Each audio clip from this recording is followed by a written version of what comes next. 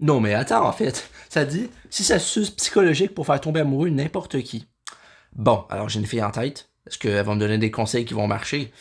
Je sais pas trop, mais on peut toujours essayer. Psych2Go français. Drôle de nom, mais on va voir si elle a des bons conseils. On va voir déjà. Ça va m'aider. Laisse-nous te confier un petit secret. Ouh là là, attends, c'est des grosses charges là, que tu me donnes. Là. T'es sûr de ce que tu vas me dire? Parce que moi, je peux en absorber gros, mais j'ai un peu peur. La psychologie, c'est cool. Et Ouais. elle aussi, plus d'atouts dans son sac. Notre esprit est un endroit fascinant. Ouais, mais notre cerveau est un endroit très complexe aussi. Hein. Mais il est également sensible à de petites astuces psychologiques qui peuvent être utilisées par n'importe qui s'il sait de quoi il s'agit. Par exemple, Oui. si tu veux que quelqu'un te remarque, quelles sont les choses que tu peux faire pour lui Ben, je peux essayer de la faire rire, mais ça veut pas dire qu'elle va me porter attention encore là, alors c'est un gros défi. montrer que tu es une bonne personne et la faire Oui. tomber amoureuse de toi en un clin d'œil? Je suis une bonne personne. Fais-moi confiance, bébé, je vais te rendre heureuse. Je sais pas si ça suffirait, là. C'est juste des mots que j'ai dans ma tête. En psychologie, il y a des astuces évidentes et d'autres qui le sont moins. Ouais. Voici donc 6 astuces. Surtout que moi, avec mon TSA, le non-verbal, j'ai eu un peu de la misère. Hein. Je dis ça, je dis rien, là, tu sais, mais faut quand même faire attention à certains détails, parce que ça peut porter à confusion. Psychologiques qui peuvent faire tomber n'importe qui amoureux de toi. Pourquoi pas 10 de bord? Parce que moi, j'en ai envie de beaucoup les conseils, là. J'ai besoin de plein d'astuces, j'en ai besoin de 1000. Je vais tout faire, je vais être parfait à mon envie. Non, c'est une joke. Je veux pas être parfait. Oublie Toi. ça. Numéro 1. Fais-toi le miroir de ton partenaire. Quoi? Faut que je fasse des miroirs pour mon partenaire? Comment ça, j'ai pas compris. Fais-toi le miroir de... si mon partenaire a pas de miroir, je fais quoi? Ok, non, un peu de sérieux. As-tu déjà entendu parler de l'effet caméléon? Il a Ouais, c'est comme que tu commences à avoir les mêmes habitudes que la personne. fait l'objet de nombreuses recherches en psychologie. L'effet caméléon se concentre sur la façon dont nous imitons inconsciemment les autres pour qu'ils nous apprécient ou s'identifient. Ouais, mais si j'imite consciemment la personne, là, ça devient lourd, hein. La fille arrive. Pourquoi tu ris? Parce que tu ris aussi, je pensais que j'avais le droit aussi de rire. Désolé. J'avais pas rapport. Je vais fermer ma gueule. Et à nous. C'est un peu comme la façon dont nous essayons de nous intégrer naturellement. Ouais. En effet, les gens aiment ceux qui leur ressemblent. Si Ouais, mais des fois, les gens ils aiment aussi ce qui est différent parce que ça fait changement. Mais. tu leur ressembles dans leurs mouvements, ils peuvent inconsciemment commencer à penser que tu leur ressembles. Ok, donc si la fille, je la vois faire un mouvement, je fais le même mouvement. Genre, elle bouge le bras, je fais. Qu'est-ce que tu fais? Je sais pas, elle bougeait son bras, c'est synchronisé, man. Oh, mais non, mais je comprends pas, mec, j'essaie de faire mes maths, là. Pourquoi est-ce que j'arrête pas de bouger? Parce que la fille en avant de toi a fait l'oiseau. Pourquoi t'es amoureux d'un oiseau? Je sais pas. Désolé. Ainsi, imiter les gestes et les mouvements de l'autre personne lui fera probablement penser que tu lui ressembles. Ouais, mais c'est. J'essaierai pas de faire ça. Je vais pas commencer à imiter les partenaires d'une fille qui me plaît, là. Tu sais, ben, je la trouve cute, mais je vais pas commencer à faire tout ce qu'elle fait. À condition, bien sûr, que tu ne le fasses pas trop ou de manière trop évidente. Ouais. En conséquence, il se peut qu'il aime inconsciemment quelque chose en toi qu'il n'arrive pas à mettre en évidence. Ouais, mais si la personne m'a jamais parlé, par exemple, je fais quoi, moi? J'arrive, je dis, ouais, est-ce que je peux te parler? Tu m'intéresses. Ah non, c'est trop direct. Ça va faire peur, elle va flipper. Elle va flipper sa mère, c'est pas le fun, ça. Je suis désolé. Ah oui, il est lui-même. Numéro 2. Passe du temps avec l'autre personne. Ouais, facile à dire, passe du temps avec l'autre personne. Mais si j'ai pas d'opportunité de passer du temps avec, je veux bien être gentil, mais là, je veux pas m'incruster dans un groupe et dire, ouais, je m'invite parce qu'elle est chaude puis j'ai envie de passer du temps avec. Ouais, mais mec, on te connaît pas, t'es relou, dégage, fous le camp. La plupart des filles, c'est ça qu'elles diraient, en fait, mais peut-être que... Oui, c'est tout ce qu'il y a de plus démodé. Mais des études psychologiques le confirment. Ben, non, c'est pas démodé. Si tu veux devenir ami avec une personne, sortir avec une personne, il faut que tu la connaisses, la personne. Fait que pour connaître quelqu'un, tu passes du temps avec. Non? J'ai peut-être pas eu un diplôme encore, mais je pense que je suis assez bon pour savoir ça. Surtout si tu aimes bien quelqu'un de ta classe ou de ton travail. De ma classe. Ben en fait, non. De deux de mes intégrations. Anglais, histoire. L'anglais, c'est une histoire, l'histoire est en anglais. Je suis désolé pour vous. Je peux rien faire. C'est ce que les psychologues appellent l'effet de simple exposition. Les gens aiment les autres s'ils les connaissent bien. Même si tu ne fais pas quelque chose de super intéressant ou si tu ne dis pas quelque chose de totalement fascinant. Non, c'est sûr, j'ai pas toujours les mots non plus, mais cette fille-là, par contre, j'ai peur d'être relou. Mais j'arrêtais pas de la regarder. Ben, en même temps, tu trouves quelqu'un cute, j'espère que tu la regardes. Sinon, je vois pas comment tu peux la trouver cute. Tu sais, non, mais je la trouve cute parce que je l'entends parler. Je la trouve cute parce que j'ai senti son odeur. Je penserais pas, non. Je pense que tu te fais des idées. Après tout, les blagues faciles ne sont efficaces que pendant un certain temps, n'est-ce pas? Non, genre, j'arrive, je dis, ouais, est-ce que t'as la clé pour aller au paradis? Parce que je pense qu'avec toi, ils vont tout de suite m'ouvrir la porte. Je suis pas sûr si ça marche, là. Sinon, est-ce que ton père est astrologue? Parce qu'il a mis toutes les étoiles du monde dans tes yeux. Puis là, POV, la fille qui croit vraiment qu'il y a des étoiles dans ses yeux. Mais quoi? Comment ça? Je vais-tu mourir? Non, c'est une joke. Selon une étude psychologique de Zajanc, l'effet de simple exposition est un phénomène psychologique dans lequel les gens préfèrent quelqu'un ou quelque chose simplement parce qu'ils y sont habitués. Ah, tu sais, genre, j'arrive, je dis, hey, peux-tu serrer la main, girl? T'es vraiment belle. Non, ça marchera toujours pas. Je vais y arriver un jour. Lorsqu'une personne est exposée de manière répétée à un certain stimulus, elle développe une familiarité avec celui-ci et préfère donc sa présence. Ouais, mais j'ai pas d'opportunité de se parler. Je veux bien, mais j'en ai pas d'opportunité. Tu sais, je fasse quoi? Je vais pas en créer des opportunités. Ouais, je dis pas qu'il faut un prétexte, là, mais il faut quand même un contexte, non? C'est la raison pour laquelle certains produits et certaines publicités sont constamment répétés pendant les pauses publicitaires de ton émission préférée. Ah, je suis plus capable des publicités, là. Laissez-moi tranquille, là. Vous allez m'assommer à un moment donné. Et plus on se familiarise avec quelque chose, plus on le remarque à proximité. Mais c'est vrai, parce que cette fille-là, avant, je remarquais nulle part. Puis là, je commençais à m'intéresser à elle, pour pas y parler. Mais là, je commence à la voir partout. Je sais pas pourquoi. C'est comme, mettons, tu auras un nouveau véhicule, tu vas commencer à avoir plein de véhicules pareils partout, alors qu'avant, tu les remarquais même pas. C'est pas fou. Numéro 3. Montre que tu es capable et intelligent, mais que tu restes un être humain. Oui, que je reste un être humain. J'espère que je reste un être humain, parce que si je me transforme en renard à un moment donné, je vais me poser des questions. Puis que je suis capable et intelligent, oui, c'est sûr, mais des fois, je suis un peu excité. Mais c'est normal. Surexcité, je veux dire. Il y en a qui pensent qu'on croche, je suis quasiment sûr. Mais excité dans le sens, wouah! On se comprend? Sais-tu que, étonnamment, la plupart des gens n'aiment pas les personnes parfaites? Pourquoi? Eh bien, les gens peuvent être intimidés par ce qui semble trop parfait. Mais surtout que la perfection, elle n'existe pas. Alors, si quelqu'un essaie de se convaincre que la perfection existe, je vais lui demander d'aller consulter. Parce que, sincèrement, ça sert à rien de vouloir être parfait. Tu as des défauts, il faut que tu les acceptes. Mais les accepter veut pas dire les laisser passer puis te laisser aller. Non, il faut que tu fasses des efforts quand même pour être agréable au monde qui t'entoure. Mais ça dépend. Un chercheur de l'Université du Texas a découvert que si tu commets quelques erreurs, mais que tu montres quand même que tu es compétent et intelligent, les autres peuvent te considérer comme plus attirant. Ouais, sauf que c'est pas les autres que je veux qu'ils me trouvent attirant, c'est une autre. C'est une différence, parce que si comme 5 filles commencent à me trouver attirant, je vais poser des questions, je vais flipper un peu. Parce que je veux pas 5 filles, j'en veux juste une. Une à marier, une avec qui avoir des enfants, sinon le reste c'est pas vraiment important. Dans cette étude, le chercheur Elliot Aronson a demandé à des personnes d'évaluer l'attractivité de faux candidats à des entretiens de compétences. Les personnes qui ont participé en tant que candidats ont obtenu de très bons résultats dans certains cas et des résultats moyens ou médiocres dans d'autres. Cependant, certains de ces candidats ont été entraînés à se comporter de manière maladroite et ont renversé du café à la fin de l'entretien, après que leurs résultats ont été révélés. Ouais, par contre, pas sur mon ordi portable ou ma moquette en ton café, parce que sinon, là, tu me le repayes assez vite, mon gars. Moi, là, je laisse pas passer celle-là. Cependant, les candidats qui ont renversé du café... Mais pourquoi le café sourit? Pourquoi mon café a un sourire pis des yeux? C'est-tu normal?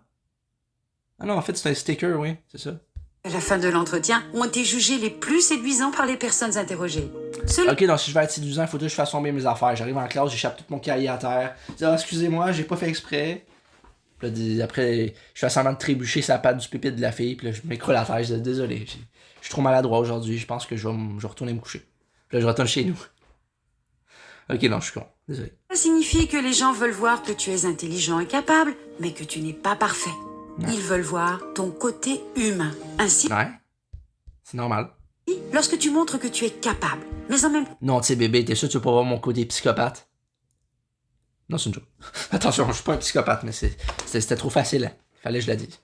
temps identifiable comme un être humain qui fait aussi des erreurs, les gens ont tendance à t'apprécier davantage. Ouais, mais il faut que t'acceptes. Ouais, faut que t'assumes tes erreurs.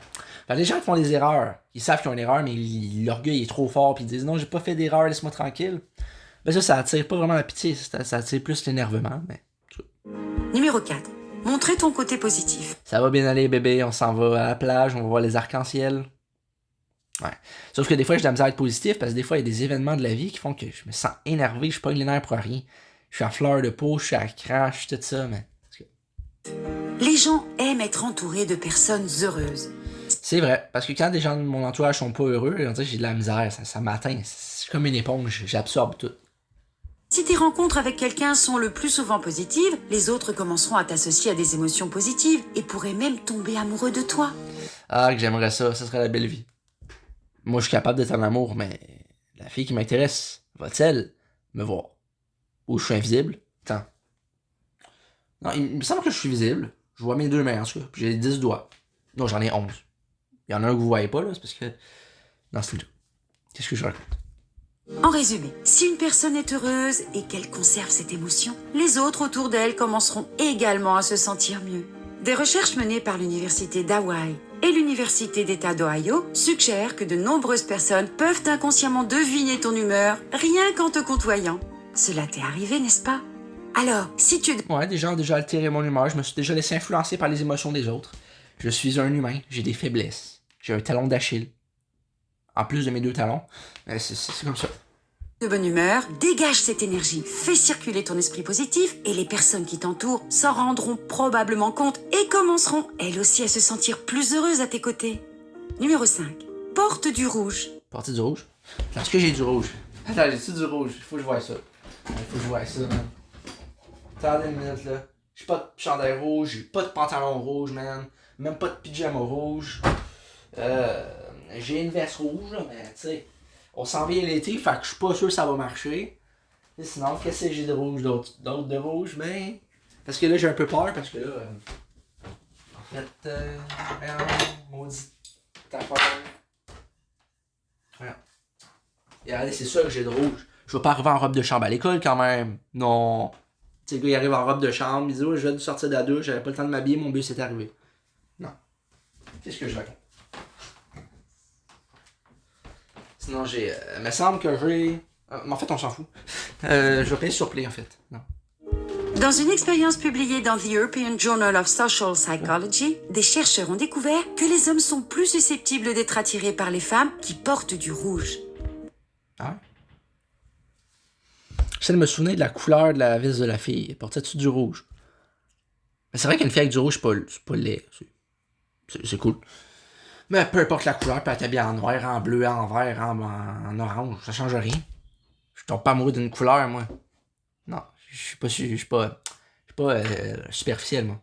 Ah, tu sais, moi, je tombe amoureux juste des personnes qui sont habillées en vert. Si un jour tu mets du noir, ben t'es plus avec moi. C'est fini, c'est mon histoire. L'expérience consistait à demander à des hommes de poser des questions à des femmes. Il y avait des femmes portant du rouge et des femmes portant du bleu. Les hommes ont massivement choisi de poser des questions aux femmes en rouge. Mais c'est comment ça, c'est quoi le mot déjà? Voyons, c'est pas si stéréotypé, c'est comme tu mets de côté l'autre personne. C'est injuste. Pourquoi la personne avec du bleu, elle peut pas? Mais pourquoi? Je suis pas assez bien pour toi? Je devrais mettre du rouge? J'aime le bleu, moi. Je vais jamais mettre du rouge. C'est fini. Dans une seconde expérience, liée à la première, les hommes ont choisi de s'asseoir plus près des femmes Non, mais en fait, c'est parce qu'elle est blonde, c'est pour ça. L'autre, elle a les cheveux bleus.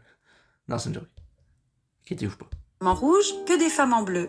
Comme l'indique le document de recherche, cela montre que la couleur influence le comportement des hommes à l'égard des femmes dans la sphère amoureuse. Ah ouais, sûr de ça? Ok. La couleur, et plus particulièrement le rouge, semble servir de déclencheur de base, capable d'influencer des comportements importants et reproductifs de la même manière. Ouais, mais c'est parce que le rouge est associé au cœur à la Saint-Valentin, les cœurs en cannelle qui te brûlent la langue. Sur le rouge, t'es associé au rose, aux belles fleurs. Au sang, mais ça n'a pas trop rapport. Non, je sais pas pourquoi je dis ça. Chez toutes les espèces. Alors, la prochaine fois que tu as un rendez-vous galant, sors le costume rouge. Si seulement j'avais des rendez-vous galants. Bon, alors, je suis peut-être prêt d'en avoir un jour. Ben, je sais pas si ça va arriver. Je sais vraiment pas. Sincèrement, moi, meilleur encore au yuzu, à Joliette. Mais si la fille de mes rêves, elle aime pas les sushis, ben, il faudrait que j'aille manger quelque part d'autre, ou sinon j'arrête de manger de quelque part, puis elle apprend autre chose. Mais c'est toujours mieux de partager. Tu sais. Et numéro 6. Fais une bonne première impression.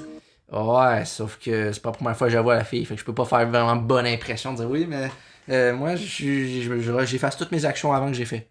Je t'ai jamais regardé, c'est la première fois que je te regarde, salut. Non. J'accepterai pas. Ce n'est un secret pour personne. Bonjour. La première impression laisse Allô? une trace durable. Allô? Selon une étude publiée dans la revue Social Psychological and Personality Science, la première Parce qu'il y a des noms durs à dire. impression de la photographie d'une personne peut influencer le jugement d'une autre personne. Attends, il y a une personne qui se joue dans la bouche, l'autre elle se joue dans le nez, puis l'autre elle fait. C'est quoi, t'essaies de faire le gorille? What the f. Moi je prends des photos normales, genre. Alors, mais ça va pas bien. Même après leur rencontre. Dans le cadre de cette étude, des personnes ont évalué d'autres personnes sur la base de leur photographie, puis les ont rencontrées. L'étude a montré que la première impression donnée par la photographie influençait le jugement de la personne, même après l'avoir rencontrée officiellement. Ainsi, lorsque tu décides de prendre ton courage à deux mains et d'inviter ton amoureux à sortir, il est important que tu fasses une impression durable, Écoute, veux-tu sortir? Je suis ton bad boy. Moi, je vais t'emmener partout sur sa planète. On s'en va au skatepark, là. Je donnais rendez-vous à un gars au rack à bicycle, là, mais c'était après, là. On s'en va au resto. Je te paye tout. La totalité. bonne impression. Ce sera un bon début pour la relation. Et tôt ou tard, il pourra tomber amoureux de toi. Ouais. C'est pourquoi il est... Elle pourra tomber amoureuse de moi. Amoureuse. Pas il. Je suis pas intéressé par les gars. Je suis pas de ce côté-là, malheureusement. Heureusement, ou je sais pas trop, mais en fait, je suis pas de ce côté-là. Non, ça m'intéresse pas. Désolé. essentiel de ne pas être en retard lors des premières rencontres et de cultiver ce côté positif. Nous espérons t'avoir donné une idée des moyens qui peuvent t'aider à attirer l'attention de cette personne. Bon, écoute, ce que j'en ai retenu, lundi, il faut que je porte du rouge, il faut que je fasse une bonne première impression, il faut que je tombe devant son bureau, il faut que... qu'est-ce que je fasse d'autre? il faut que je sois positif, ça va bien aller, je me suis pété à gueule, mais c'est pas grave. Il faut que je passe du temps avec, là, je dis, là, je m'assieds à côté de toi, on va être ton ami, sur le côté, puis... Faut que je sois drôle. Ça, elle l'a pas dit, mais je le sais qu'il faut que je sois drôle. Si je suis pas drôle, c'est plate. Si je suis pas drôle, on s'ennuie. Ben, il y aurait la part de ça. Bon, trouvons une autre vidéo. Je suis pas rassasié encore. Non, pas encore rassasié, gars. Gestes quotidiens qui nuisent à ta santé mentale. Non, mais moi, je vais pas parler de l'abus narcissique. Je vais parler de l'amour. La maladie de l'amour. Ça indique que ton crush attend que tu fasses un pas en avant. Que ton crush. Ah, voilà que ça m'intéresse un peu. Voilà que ça ne me laisse pas indifférent, tout ça. Des signes que... Attends, je peux faire celle-là, finalement. Qui est en train de tomber amoureux. Ah oui, donc. Oh my god, ça peut faire du bien, ça. Des signes que je suis en train de tomber amoureux, que tu le crois ou non. Ben, je veux bien y croire. C'est la plus belle chose au monde. Voyons. Comment être sûr qu'il s'agit bien d'amour? As-tu des papillons dans l'estomac à sa simple vue? Il est encore trop tôt pour le déterminer, mais peut-être plus tard. Ou est-ce la teinte rosée de tes joues qui te trahit? Ben non. Malgré Non, mais j'ai un gros smile d'en face, puis je pense à elle. Elle est dans ma tête en ce moment. les films, il n'y a pas souvent d'oiseaux ou de cupidons perchés sur ton épaule pendant... Ah non, tu es là? Mais il était là il y a 2 minutes, vous l'avez pas vu passer? Ben voyons donc. Moi je l'avais vu en tout cas. que tu chantes pour ton futur partenaire. L'expérience de tomber amoureux peut être différente pour chacun d'entre nous. Certaines Oui, mais le feeling est différent d'une fille à l'autre aussi. Hein? personnes répètent que tu sauras si c'est la bonne personne pour toi. Ouais, c'est sûr. Genre mon père il me dit, la patience amène des récompenses. Mais bien sûr, j'ai pas douté un instant. Mais cela n'aide pas vraiment. Heureusement, il existe des signes scientifiquement prouvés qui peuvent t'aider à savoir si tu es susceptible de tomber amoureux. Moi je suis susceptible de tomber en amour, ok? Alors, taisez-vous. Non, c'est une joke. Voici 10 signes qui indiquent que tu es en train de tomber amoureux, que tu le crois ou non. Non. Numéro 1. Tu te surprends à penser à cette personne. Alors, je me surprends pas à penser à elle, même que j'apprécie penser à elle. Ça me déplaît pas. Enfin, je penserais pas. Je me surprends, oui, non, je suis surpris. Pourquoi je pense à elle? Parce qu'elle est belle, pas de ma faute. Te souviens-tu de son visage et de sa voix chaque fois que ton téléphone sonne? Comment ça, mon téléphone? J'ai pas de téléphone. Ouais? Est-ce la dernière personne à laquelle tu penses avant d'aller te coucher? Eh bien, je sais pas trop. Je sais pas c'est quoi la dernière chose que je pense avant de m'endormir. C'est dur à dire, mais en tout cas, je pense à elle en me couchant. Ben, parce que c'est récent, là. Je peux pas encore te dire si c'est ça, si il faut que là t'en passes un peu quand même. Laissez-moi une chance, voyons. Lorsque tu tombes amoureux de Je suis un stagiaire, j'ai même pas encore fait les tests. quelqu'un, il est impossible de le chasser de ton esprit. Ton cerveau libère de la phényléthylamine, également connue sous le nom de drogue de l'amour. Ouh là là là là, bon, je suis pas dans ces trucs de drogue, moi. Attention, mettez-moi pas dans votre business. Cette hormone facilite le sentiment d'être amoureux de quelqu'un. Ouais. Elle est couramment présente dans certains chocolats. Mais pourquoi tu manges du chocolat avec ton nez? C'est quoi l'idée? Non mais je m'excuse, mais là... pourquoi il y a des prises électriques sur ses joues? Je peux-tu brancher mon laptop là-dessus? Ce qui peut expliquer pourquoi nous sommes si tentés de continuer à en manger, même si nous savons qu'une consommation Quoi? Manger quoi? excessive de chocolat Ah. n'est pas bonne pour nous. Numéro Ouais, POV, moi, à matin, ça mange du chocolat, hein. Le petit cochon. Peace, hein. C'est bon. Bon pour la bouche. 2. Soudain, tu es ouvert à la découverte de nouvelles choses. Nouvelle chose. Ben, est-ce que je suis ouvert à découvrir des nouvelles choses? L'amour. C'est quand même nouveau pour moi, là. C'est pas récent. Tu viens de manger des sushis pour la première fois, Non. alors qu'il y a 3 ans, tu t'étais juré de ne jamais en manger. Non, en fait, j'ai toujours aimé les sushis. En fait, je pense. Tu commences à enfreindre tes propres règles pour laisser Faut jamais dire jamais. Ok, non, j'arrête. quelqu'un d'autre entrer dans ta vie. Lorsque tu commences à tomber amoureux de quelqu'un, tu veux qu'il ait la meilleure impression de toi. Par conséquent, Ouais, je vais être drôle. tu essaies constamment de nouvelles choses que tu n'avais jamais essayées auparavant. Ouais, genre, je montre mes freestyles à mon ami, puis j'essaye imperceptiblement de me rapprocher de cette fille-là, mais ça marche pas. Quel échec. Si grâce à ton partenaire, tu es désormais ouvert à de nouvelles aventures, il y a de fortes chances que tu aies attrapé la piqûre de l'amour. Ah, je me suis fait piquer. Je me suis encore fait avoir. Ah non, une autre piqûre, man. Puis j'ai vraiment des piqûres, hein. Des bébêtes qui m'ont piqué, ils se sont amusés. Je sais même pas c'est où. Je les vois plus. Ils ont disparu. Mais ils étaient là, je vous jure. Pourquoi je regarde mes piqûres? Numéro 3. Il s'est hissé sur ta liste de priorités. Il sait que j'ai même pas de liste de priorités. Non, en fait, oui. Attends, faut que j'aille. Je trouve ça. Non, j'ai jeté des vidanges. Ça a jamais existé. Mais c'est pas grave. Quelle est la place de cette personne dans ta liste Ah, dans ce sens-là, ouais, la famille, amis, travail. de priorités? Pour la plupart des gens, la liste habituelle de priorités comprend la famille, les amis, le travail, etc. Toutefois, si une personne figure parmi les 5 premières de ta liste de priorités, c'est peut-être Oh, mais il est encore trop tôt pour le savoir. Laissez-moi une chance, voyons. Je viens de commencer, je vous l'ai dit, j'ai même pas encore le travail. Je fais juste l'entretien. le signe que tu es en train de tomber amoureux d'elle. Ouh. Les listes de priorités t'aident à compartimenter ta vie et à te concentrer sur les personnes et les choses que tu aimes. Il se peut donc que tu tombes amoureux si tu es en train de réarranger, réorganiser et repenser ta vie. Numéro 4. Tu trouves soudain ces bizarreries extrêmement attirantes. Mais j'ai pas remarqué de bizarrerie. Extrêmement attirant. Comment ça, mon ref? Comment ça, c'est bizarrerie extrêmement attirant? Oui, non, mais elle est bizarre, mais ça m'attire. C'est mon trip, elle est toujours là pour moi. Tu sais, j'imagine le gars qui dit ça. Ouais. J'ai pas remarqué de bizarrerie, je sais pas. Ben, j'ai regardé un peu, là, je la vois rire, parler avec ses amis. Y a rien de bizarre là-dedans. Ça, je penserais pas. Pleurer pendant les publicités? Mais y a pas de publicité à l'école. Dormir avec la lumière allumée? Mais elle dort pas à l'école. De quoi tu parles? Elle a cru que j'étais avec la fille tout le temps.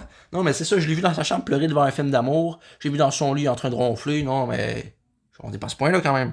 Je suis pas aussi flippant que ça. Laissez-moi une chance. Merde. Soudain, toutes ces bizarreries qui au départ te faisaient douter que la personne te convienne, t'attirent à présent énormément. Ah oui, ça m'attire les femmes qui pleurent devant les films. Ça m'attire les personnes qui dorment la lumière ouverte. Là. Oh là là, vous avez pas d'idée, ça me fait quelque chose dans mon cœur. C'est profond, c'est puissant. Peu à peu, tu commences à comprendre et à apprécier ces particularités. Ah, j'aimerais bien ça. Tu sais, moi je dors sur le ventre, puis elle me tient à la main en lisant un livre. Ouais. Une image qui me plaît. Tu commences à trouver des aspects de cette personne irrésistibles à tout point de vue. Cela inclut ses bizarreries, son sens de l'humour. Mais là, c'est pas bizarre, la personne elle va s'étouffer. C'est quoi ce capuchon serré 9 fois 1000? T'as plus d'air pour respirer, là. Fais-moi pour croire que tu respires encore. Excentrique et sa façon inhabituelle de faire les choses. Si tout cela est vrai pour toi, Ok, mourons ensemble, étouffons-nous avec nos capuchons. Et c'est fou. tu as probablement commencé ton voyage sur l'autoroute de l'amour. C'est quoi cette façon de rire? Non, c'est cringe. Numéro 5. Renforce ton estime de soi. Ouais, ça c'est vrai.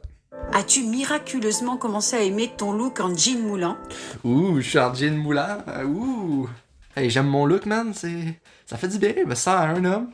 Ah, on va se raser la moustache après-midi. C'est le fun.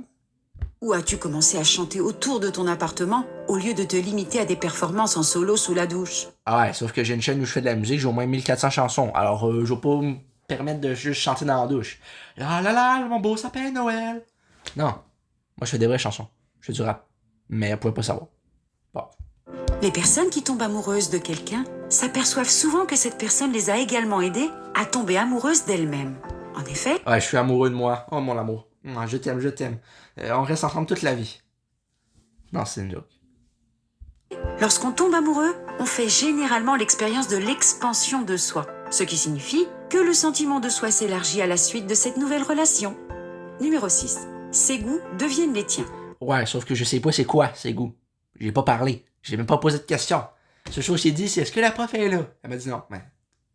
ah non, voyons. J'ai dit est-ce que t'as vu la prof? Est-ce que la prof est là? Crie, mais pas dans la classe. Es-tu là, la prof? Ben, je sais pas. Elle est peut-être cachée dans le plafond, je sais pas trop.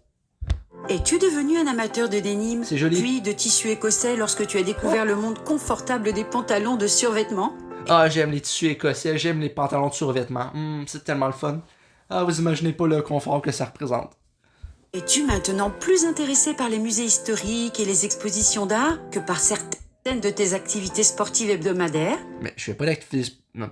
Je fais pas d'activité sportive hebdomadaire. Non, je soulève des haltères tous les jours dans mon lit. Je fais 10 000 push-ups dans ma chambre le matin. Je fais du jogging. Je vais faire de la raquette. Je vais faire du volleyball, du badminton. Je suis fou, moi. Lorsqu'un couple apprend à se connaître, les perceptions individuelles commencent à se... J'ai été promu. Ah, c'est fou, mélanger. ça. Tu éprouves un réel plaisir à voir les réalisations de ton partenaire. Souvent, Ça, c'est vrai. Ça, j'y crois. il est facile de confondre les attributs de ton partenaire avec les tiens, parce que sa personnalité se confond avec la tienne. Ouais, mais c'est ça. On apprend à se connaître, on s'apprivoise, puis on prend chacun un peu de l'autre. C'est tout à fait normal, sans pour autant devenir dépendant, parce que c'est là que ça fait des problèmes des fois. Parce que tu as commencé à considérer l'autre personne de plus en plus sérieusement comme ton partenaire. Numéro 7. Tes amis s'en aperçoivent. Ah, ça oui, mais c'est pas pour les mêmes raisons. C'est parce que je leur ai dit à mes amis. Oui, mais... j'imagine la fille à part, ça dit pourquoi tu dis ça à tes amis? Parce que je veux me confier, leur dire que je te trouve cute, je sais pas. Commences-tu lentement à l'amener à tes soirées cinéma mensuelles avec tes amis? Tes amis Non, j'ai pas d'activité mensuelle avec mes amis.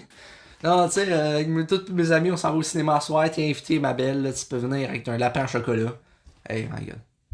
ont-ils commencé à se moquer de toi par ton nom ou à faire des commentaires sur ta relation avec cette personne? Non, j'ai pas de relation encore. Mais j'aimerais ça, en avoir une relation. Mais il faut bien commencer quelque part, non? Laissez-moi une chance, je sais que ça fait dur, mais...